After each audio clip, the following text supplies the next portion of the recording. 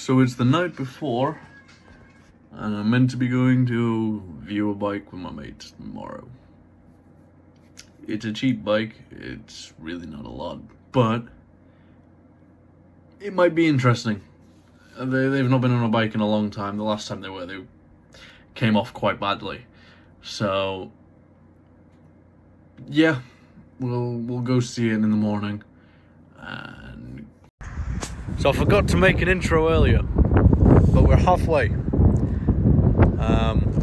Currently filming this, but obviously in the rides and all that in the video so far, we're not halfway. You're probably still at the start. So first off, what a view! Yeah, you excited for a thing? Very. Yeah. Well, we're almost there. Almost. Just got to go across that mountain now.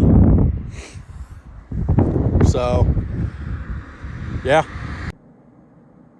So here we are, here we have it. I decided I'd give this voiceover thing a bit of a go as we're starting to start the journey.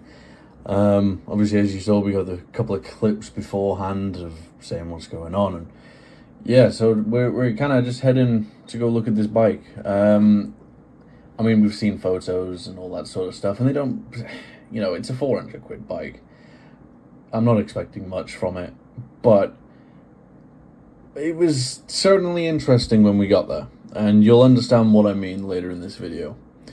So at the moment, we're just gonna, there was some nice views as we were going, but this is roads that we do all the time, because, so sort of fast forward through some of this, hence why it's a double speed.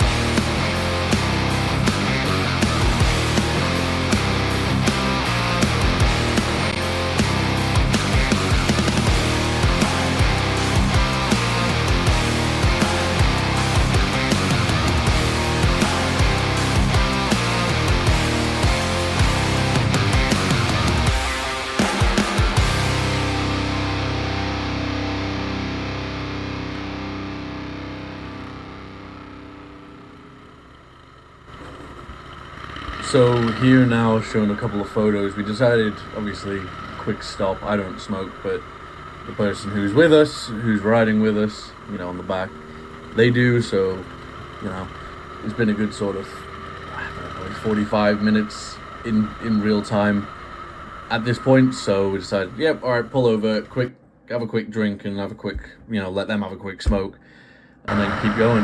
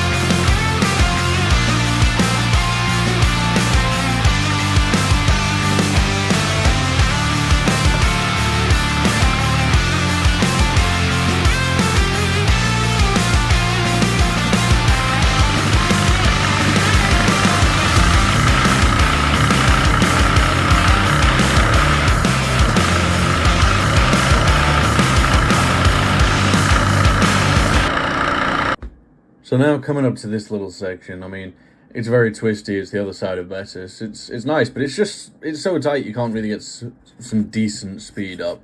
You know, there's some things, but even then, 40-mile-an-hour limit. So, but no, it's a good bit of road, and it goes on for quite a while. So I definitely highly suggest it if you end up ever coming this way.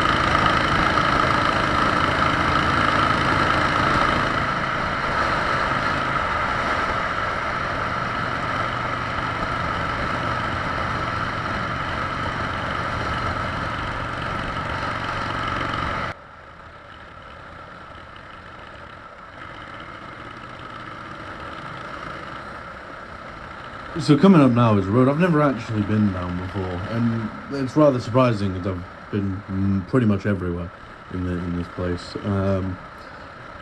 So yeah, just going along, and I was like, oh fucking hell, the views are quite nice to be fair. But I'd never actually been down here before, or actually this whole route that I'm about to take along here, I've never actually done. So yeah, just an interesting one really.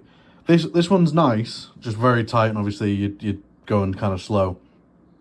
But after here, when we get from here to Bala, that road then leaving Bala onwards is actually very nice. That's yeah, can't complain at that. That was hands down some of the best. Super sketchy, like so fucking tight. And at one point, I almost got fucking twatted, got hit off the bike, just because they were overtaking a cyclist on a blind turn, and as such, they were on the opposite side of the road. Because of course they were,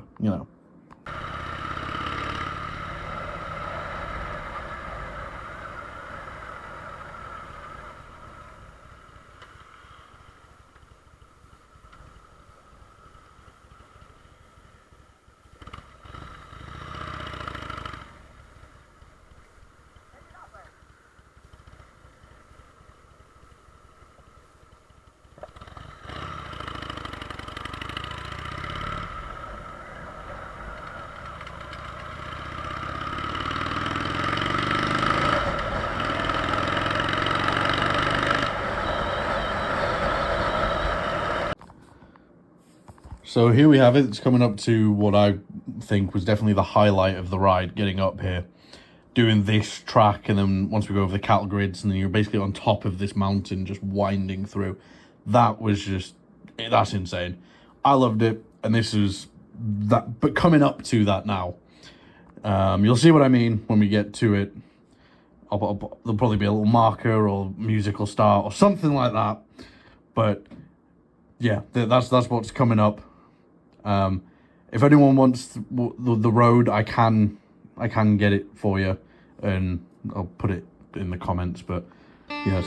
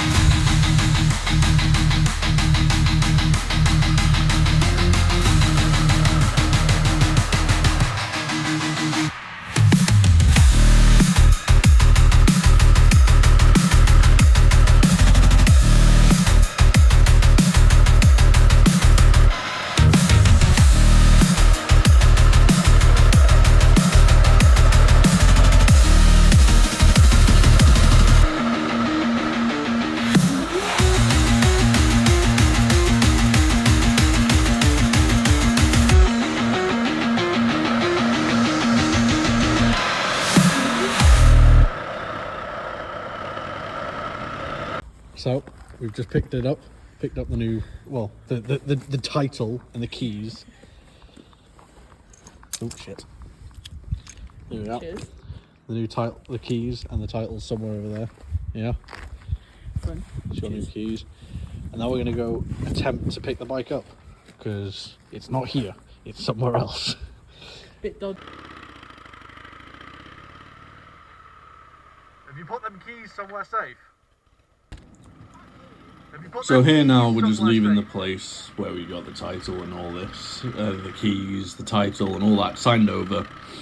Now the thing that threw me when we're doing this is the bloke lived obviously where we are now. I'm not going to say where for for him, but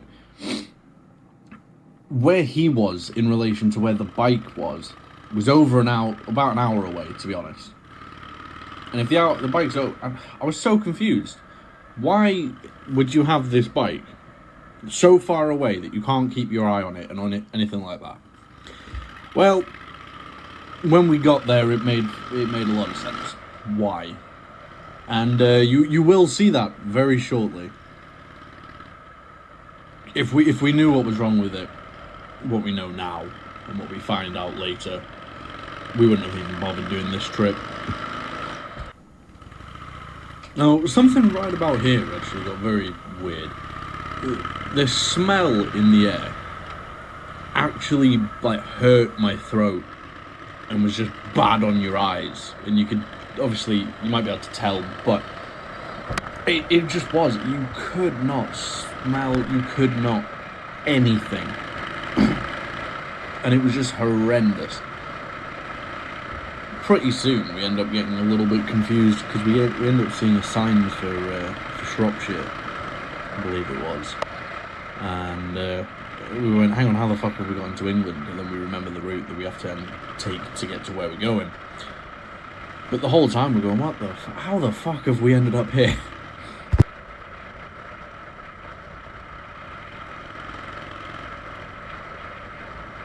That sign said Shropshire. Said Shropshire.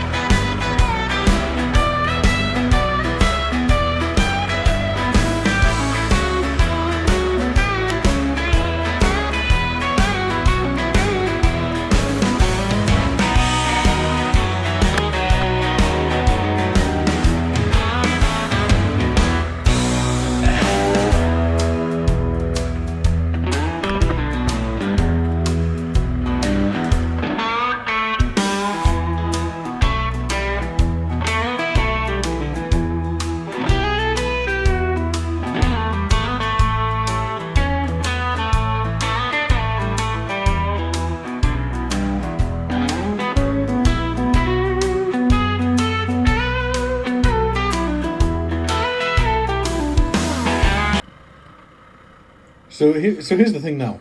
All right, we're pulling into Llangollen, which is where this is that you're looking at. And we weren't given a location. He didn't drop us a pin. He didn't anything. The place, obviously, we were just at was a fair distance back. So we were a little bit confused. We were given some some vague instructions of where it is, but we didn't know exactly where it was. So now we're just trying to sort of go off the instructions we were given, which weren't very good. We do eventually end up finding it, but the place, the way he was describing it, was completely the other side of the fucking village. But it wasn't. It was this main car park that you go to. But he was saying, across the bridge and all this. I was like, okay, whatever. But we found it in the end. We made it. Eventually. It took us all the way through Shropshire, Oswestry, all that way to here. So, we made it now. I tell you what, it's one of the bikes of all time. It's very much one of the bikes of all time.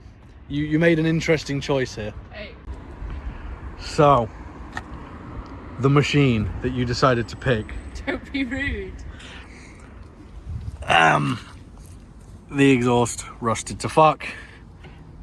Fucked. Rust. I don't actually know what that is, but that's peeling off. The thing's been in a crash, hasn't it? Yeah. You didn't tell me before I went to go get it. He did. He didn't tell me before, he told me when we got there. Oh, of course. All this swing arm rust and suspension and all that. The motor sounds somewhat. It runs. The battery. If you bump it. If I bump it, yeah, which I've had to do a couple of times. But it runs, it drives, but it just doesn't start on the button. These are fucked. Obviously there is a throttle, but it just sort of, yeah. The bars aren't straight in comparison to the actual bike, so it's just a bit fucked. But that means you're not riding it home. And because we're not riding it home, you've had to get a man with a van to bring it back. Because funnily enough, tomorrow. Because funnily enough, I don't have the space to put it on that. I'm not about to carry a bike fucking Indian style on my head all the way back. So we're going to go get some food and then start the journey home. There we go. Something we didn't realise quite straight away is we've got oil. We realised the reason we realised because it was all over my fucking boot. Yeah, exactly.